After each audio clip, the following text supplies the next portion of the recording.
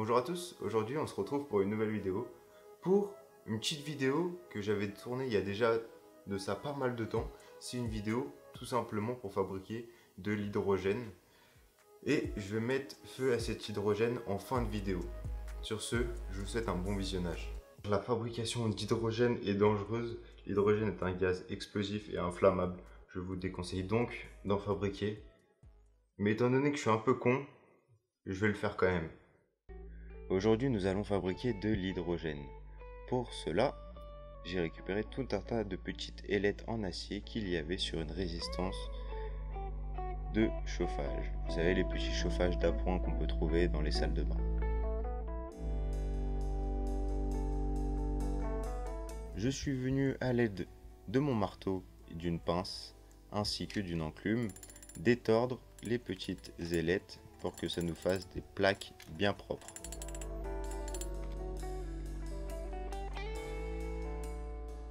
Vous pouvez voir toutes les petites plaques que j'ai fini de détordre et je suis venu imprimer cette barre en PLA qui ressemble à un T avec un téton au bout. Et la barre fait un peu plus que le diamètre de chaque plaque afin de venir les rentrer en force et de les coller. Vous pouvez voir le rendu final.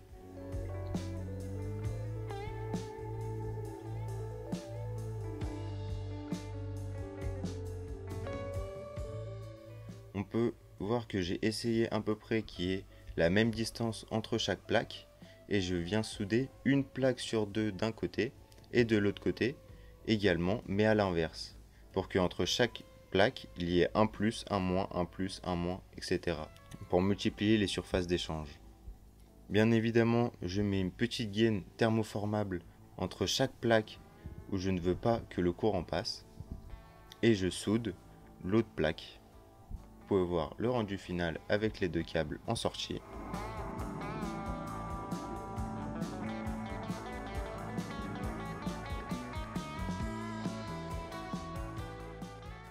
Je viens récupérer un bocal, on peut voir que ça rentre parfaitement dedans et on vient trouver le couvercle afin de coller un tuyau pour la sortie ainsi que deux trous pour les câbles et un trou pour coller le générateur d'hydrogène.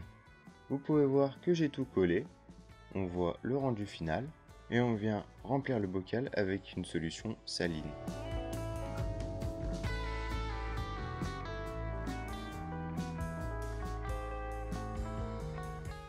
Vous pouvez voir le bocal relié à une alimentation de PC afin de générer de l'hydrogène qui est récupéré dans une bouteille d'eau savonneuse. On peut voir que je vais utiliser pour les détonations à distance ma télécommande Arduino avec mes relais que j'ai fait dans une précédente vidéo. Je vous laisserai aller la voir. Au final, j'ai changé la bouteille. Au lieu de prendre une petite bouteille, j'ai préféré en prendre une plus grosse.